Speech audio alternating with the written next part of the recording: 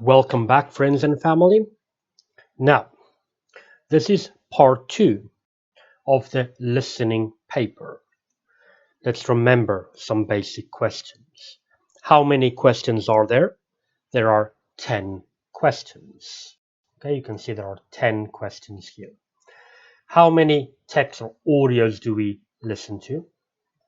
We listen to one continuous long audio. How many options can we choose from? As you can see, there are no options, only empty spaces, empty gaps. You have to listen and fill in the gap from the listening. How many words can we use to fill the gap? You can use from 1 to maximum 3 words. How much time do we have to read through the passage? You have 45 seconds to read through the passage. Now, you will listen. What type of listening will you get here? It will be similar to a broadcast, like on a radio, maybe the television. It could be a talk between two people, or it could be a classroom presentation as well. Okay, so now we're going to look at tips and strategies to answer part 2 of the listening paper. So you need to read through the passage quickly before the audio starts. Remember that you have 45 seconds to read through the passage. You need to be able to identify what type of word you need in the gap. What type of word? Do you need a verb, an adjective, a noun, a number? Example, let's look here at 9 and 10. I've typed them out here. So number 9. Angela says that it was the of the spectacled bear that first interested her. It was the something. Something is a noun. Okay, so you have to remember that you need a noun for this number 9. So you would be listening for a noun. Number 11. Angela is pleased by evidence that spectacle bears have been seen in areas of Argentina. Okay, so areas, that would be the noun, so it would be describing what kind of area. So you need an adjective. For 11, you need something that describes the area of Argentina. So for 9, you need something, okay, that first interested her. And for 11, you need something that tells us about the area where they've been seen. Okay, for now, remember noun and adjective. So that is what you have to do in your 45 seconds. You have to understand what type of word you need in these gaps. This will help you to understand what type of word you need to really listen for. Okay, so now, okay, so we read through the passage quickly before the audio starts. Let's look at it more in detail. You need to be able to identify what type of word you need in the gap. Again, is it a verb, an adjective, a noun, or a number? Now look at the words before and after the gap. So before the gap and after the gap to help you identify what type of word you might need. So if we look, example, the here. The is normally used before a noun or an adjective and a noun. Okay. Now, of confirms that the previous word should be a noun. Okay. In, this is a preposition for place. If we look at this word here, sorry, at the bottom there, when that thing disappears, that would be an in. 11, seen in, the adjective. Areas, area is the noun, so you need an adjective. So you have to analyze the words before and after the gap to understand what type of word you need in the gap. Okay, so now let's listen. Okay, so remember, okay, we need something. Angela says that it was the something of the spectacled bear that first interested her. And 11, Angela is pleased by evidence that spectacled bears have been seen in descriptive adjective areas of Argentina. So let's get ready to listen. Remember, you will listen to it twice, but for now, in this strategy, you're going to listen to it once. Here we go.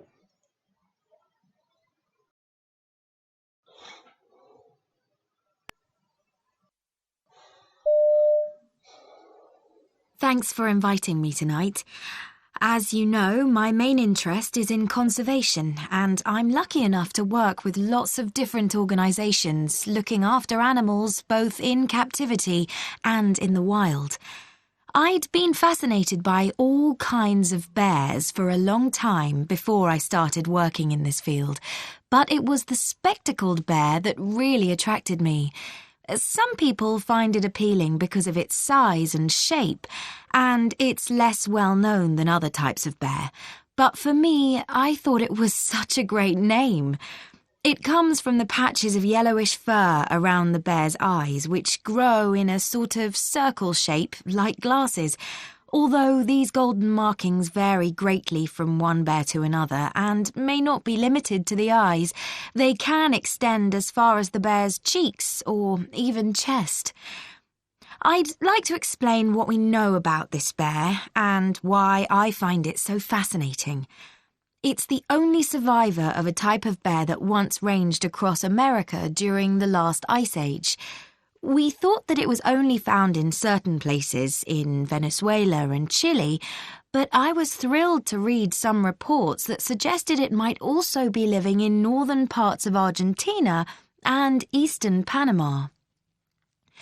It's quite difficult. Okay. So, in theory, you would have written down your answers to those, filled in the gaps. Okay. All right. So, do you have your answers? Okay. So, this was for number 9 and 11. Okay. Here are the answers. Angela says that it was the name of the spectacled bear that first interested her. That was number 9. So we skip 10. Number 11. Angela is pleased by evidence that spectacled bears have been seen in northern areas of Argentina. And another thing, okay, as we are listening, the audio also helps us understand where we are in that specific time. I mean, she talked about, in number 9, she talked about other bears. And before she gave the answer, she said spectacled bear. And after she said spectacled bear, she then gave the answer. Okay, so if you can underline these keywords before the audio starts, it will help you to spectacled. Okay, I need to be ready. The answer is going to come now. Okay, the same happened in 11. They spoke of different parts of the world. I heard Panama as well. So we're looking for some area of Argentina. Okay, so when you hear these keywords come up, be ready because they're going to give you the answer. Okay, so now, alrighty. I would like you to try to identify what type of word you need for questions 12, 13, and 14, and also try to predict what the answer might be. Okay, so here you are. This is 12, 13, and 14. Remember, what do you have to do? Look at the words before and after the gap. Okay, try to identify what type of word you need. As well, underline a keyword that you think will help you determine when they're going to give the answer. Okay, so take a few moments to do that. I'm going to give you, say,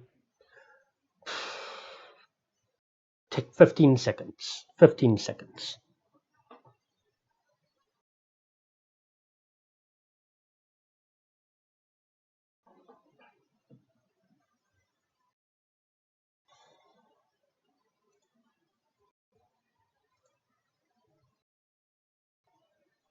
Okay, so you've looked at 12, 13, and 14. You've identified what type of word you need, and I hope you also underlined maybe a keyword that will help you identify when you really need to pay attention and listen for that answer. Now, let's compare our predictions. Okay, so Angela says the bears usually live in a place. They live in an area somewhere in a place. They can also be found in other places. So in other places confirms that we need a place. We need to listen for a place here. Okay, so now usually live, that's something I would try to remember or underline. Okay, instead of usually live, they will probably use paraphrasing or synonyms. For example, bears usually live, or their natural habitat is normally.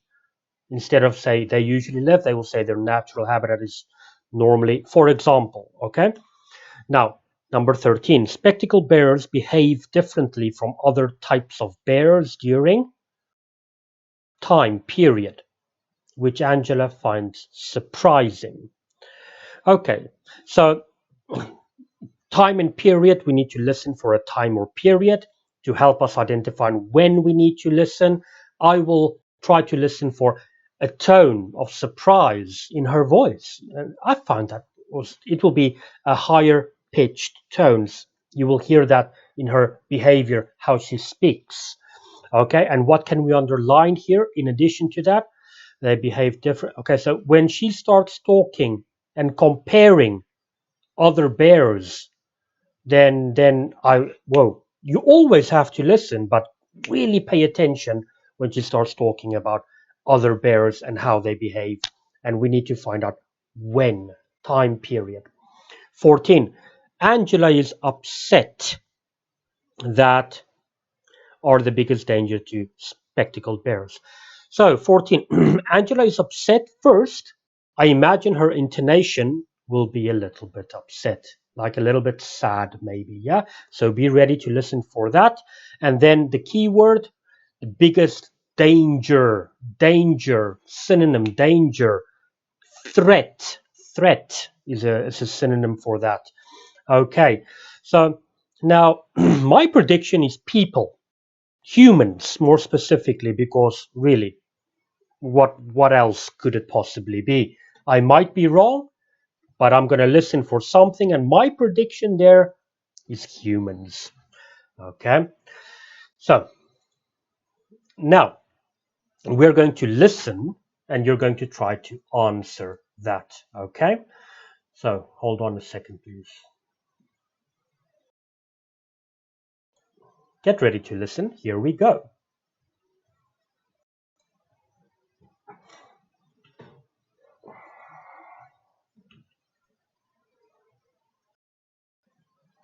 Give it a second. It's loading. It's taking forever. Hold on a sec. It's Argentina and Eastern Okay. Chile and Chile, but I was thrilled to read some reports that suggested it might also be living in northern parts of Argentina and eastern Panama. Listen. It's quite difficult to find spectacled bears in the wild because they are quite shy animals and tend to live in a wide variety of habitats, which can range from dry coastal deserts to high mountain areas above 4,000 meters. They are most commonly found in forests, though. Being such timid animals, they tend to come out at night, which is another thing that makes them difficult to see, though, like me, you may be surprised to learn that they don't sleep all through the winter, as many other types of bear do. We're not sure about the actual number of spectacled bears that remain in the wild, but it's been estimated that there are only about 2,400 still around. The bears are endangered, not so much because they are hunted by other animals, but what I find really sad is the fact that humans destroy their habitat. Spectacled bears are quite small compared with other bears. Okay, so all the answers have been given. She mentioned all of them. And what did you get? Remember, you will have another opportunity to hear the audio. Okay, we're focusing on strategy. Okay, so you should have your answers. So now let's check our answers. Angela says that bears usually live in forests, though they can also be found in other places. So forest is the correct answer for 12.